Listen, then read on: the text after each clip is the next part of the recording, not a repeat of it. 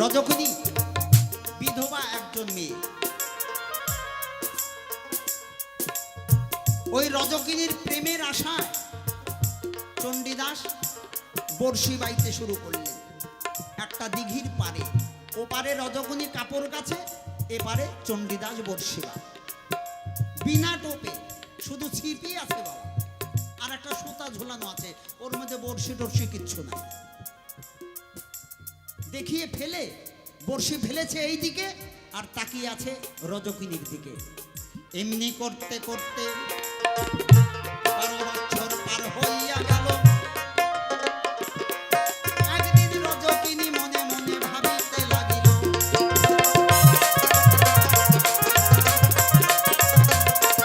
রজকিনীর আর বুঝার কিছু বাকি থাকলো না। কেন একটা পুরুষ এই 12 বছর ধরে এখানে বড়শি বাইছে, কোনোদিন মাছ ধরতে দেখলাম না, তাহলে বুঝার কি আর বাকি থাকে? রজকিনী ডাক দিয়ে জিজ্ঞাসা করলে, ও ঠাকুর, এই 12 বছর ধরে যে তুমি বড়শি বাইছো, দুই একটা মাছ কি পেয়েছো? চণ্ডীদাস করলেন বর্ণনা। মাছ তো এই 12 বছরের মধ্যে পাই নাই। এই 12 বছরের মধ্যে একটা টিপও আমার বড়শিতে দেয় নাই, কিন্তু আজ 12 বছর পরে আজকে সবে মাত্র আমার বড়শিতে একটা টিপ দিল। এই কথা শোনার পরে রজকিনী চিন্তা করে, যদি রসের ভজন করতে হয়, যদি কৃষ্ণ ভজন করতে হয়, তাহলে এমন একজন পুরুষের দরকার যার এত ধৈর্যবান পুরুষ, না হলে কৃষ্ণ ভজন হয় না। আর ধৈর্য না থাকলে সে কোনোদিন প্রেম রসিকাও হতে পারে না। ধৈর্যতা যার, বীর্যতা যার, যতখানি ধৈর্য তার পূর্ণ হয় সকল কার্য। যার ধৈর্য নাই তার বীর্য নাই। তাহলে এমন ধৈর্যবান পুরুষই আমার দরকার। ইশারা দিয়ে ডাক দিলেন, চণ্ডীদাস, আজকে রাত্রে আমার বাসরে এসো। এই কথা শোনার পরে চণ্ডীদাস আনন্দে আটখানা হয়ে গেলেন। বাড়িতে গিয়ে তাড়াতাড়ি করে ধুতি পাঞ্জাবি পরে রাত্রেবেলা ওই চণ্ডীদাসের বাড়িতে গিয়ে দরজায় গিয়ে নাড়া দিয়েছে, ঠক ঠক করেছে। রজকিনী বলছে, কে? বলে, আমি চণ্ডীদাস। চণ্ডীদাস, এত রাত্রে কেন এসেছো? বলে, তুমি তো আমাকে আসতে বললে।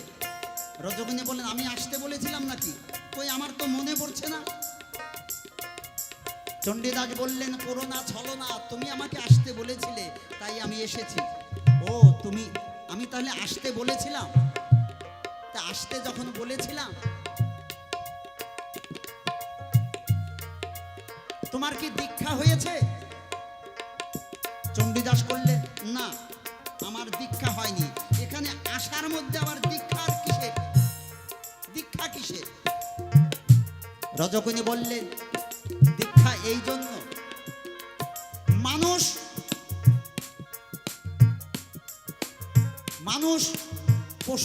পশুত্ব হয়ে যায়। এই মনুষ্যত্ব ত্যাগ করে যখন মানুষ পশুত্ব ধারণ করে, তোমাকে দিয়ে তো বিশ্বাস নাই, তোমার যে গুরু নাই, তাই তোমাকে আমি বিশ্বাস করতে পারছি না।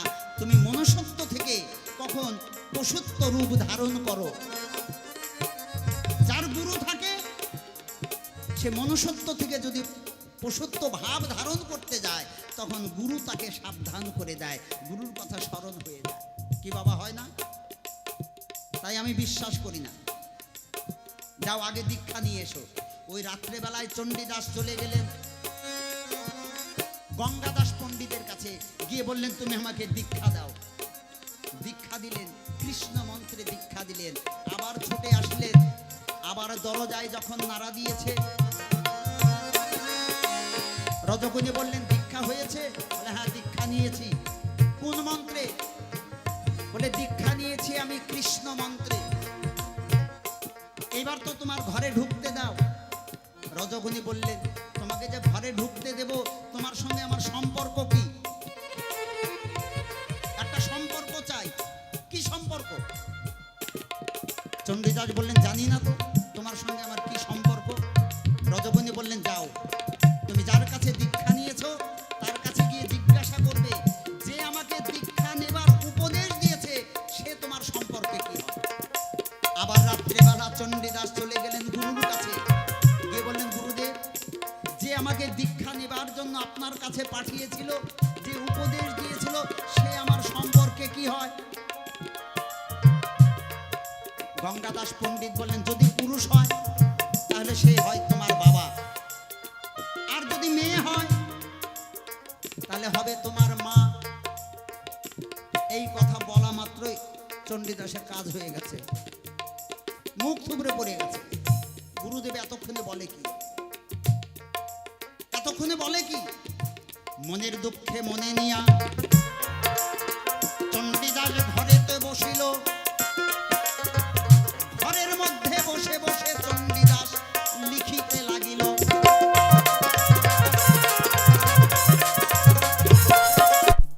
রজকিনী বুঝতে পেরেছে চণ্ডীদাস রাগ করেছে, তাই রজকিনী কি করেছে,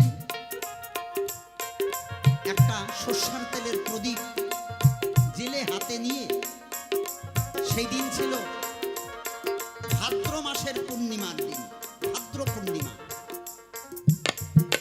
একটা প্রদীপ হাতে নিয়ে সর্ষার তেলের একটা কাপড় পরিধান করেছে, আর একটা কাপড় দিয়ে বক্ষ আচ্ছাদন করেছে।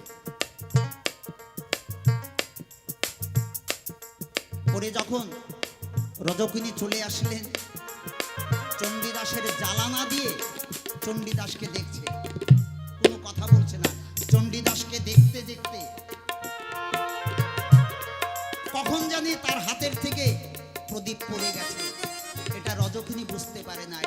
কখন জানি তার বুকের কাপড় ছিল, সে কাপড়টা কখন যেন পড়ে গেছে, রজকিনী বুঝতে পারে না। হঠাৎ করে চণ্ডীদাস জানলার দিকে তাকিয়েছে, জানলার দিকে তাকিয়ে চমকে উঠেছে, কি আজকে ভাদ্র পূর্ণিমা, আকাশে একটা চন্দ্র, আজ আমি তিনখানা চন্দ্র একত্রিত দেখতে পাই। দেখা মাত্রই চণ্ডীদাসের ভিতরে কামনার আগুন জ্বলে উঠেছে। কামনায় মত্ত হয়ে রজকিনীকে যখন জড়িয়ে ধরতে যায়, রজকিনী করলেন মানা, একই চণ্ডীদাস, তোমার নয়নে কেন আমি কামনার আগুন দেখতে পাই? আমি না এসেছি তোমার সঙ্গে রসের ভজন করতে, তাহলে তোমার চোখে আগুন কেন, কামনার আগুন কেন? তুমি জানো না এই নারীর দক্ষিণ দেশে, অর্থাৎ নাভির নিম্ন দিকে, এটা হচ্ছে দক্ষিণ দেশ, এই নারীর দক্ষিণ দেশে আছে একটা মহা শ্মশান। সেই শ্মশানে প্রতিনিয়ত জীবসত্তা পুড়ে ছাই হয়ে যাচ্ছে। নিতাই গৌরী প্রেমানন্দে হরি বল, হরি বল,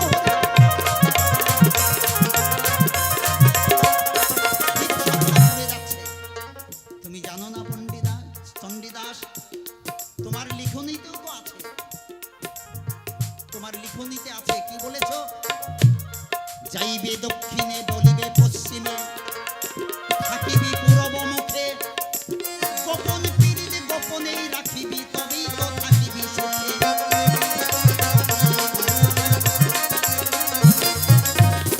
গোপন পীড়িত গোপনে রাখিবি, সাধিবি আপন কাজ, ওই সাপের সামনে ভেতরে নাচাবি, তবেই তো রসিকরা।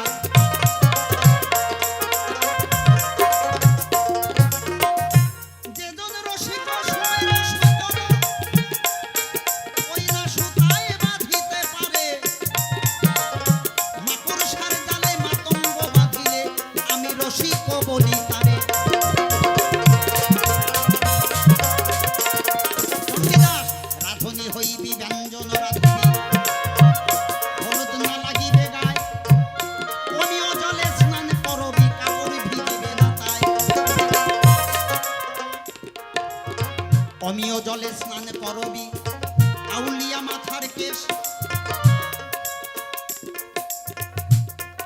নীর না ছুঁইবি, তীরে না উঠিবি, সুখ দুঃখ সমক্লেশ।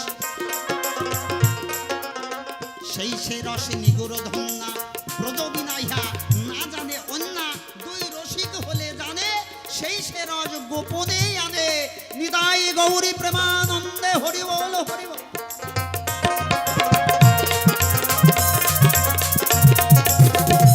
এই কথা শুনিয়া চণ্ডীদাস আবার লিখিতে বসিল। কি লিখল?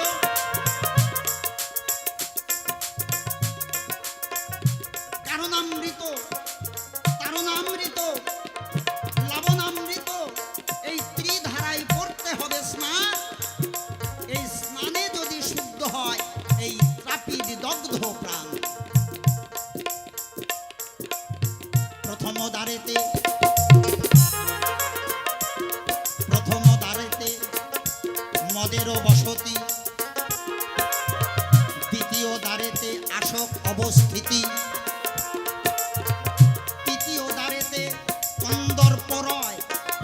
চণ্ডীদাস জানিয়া তার ভজনে কয়। এখানে মজার একটা তত্ত্ব বাবা। এই যে প্রথম দ্বারেতে মদেরও বসতি, প্রথম দিনের মদেরও বসতি, এই ভাবটা যদি কোনো নারী ধরে রাখতে পারে সারা জীবনের তরে, তাহলে সেই নারীটা এক একটা পুরুষকে মাতালের মতো ঘোরাতে পারে, যদি এই ভাবটাকে ধরে রাখতে পারে। দ্বিতীয় দ্বারেতে আসক অবস্থিতি, অর্থাৎ আসক মানে হচ্ছে মধু, ওই ভাবটা যদি ধারণ করে রাখতে পারে তাহলে সারা জীবন সবার কাছে সেই নারীটা মধুর পাত্রী হয়ে যায়। সেই মেয়েটাকে দেখলে বলে বাহ, মেয়েটা দেখতে খুব মধু, কথাগুলো খুব মধু, চলনটা মধু, গলাটা মধু, হাসিটা মধু, তার সর্বশরীরটা মধুময় হয়ে যায়।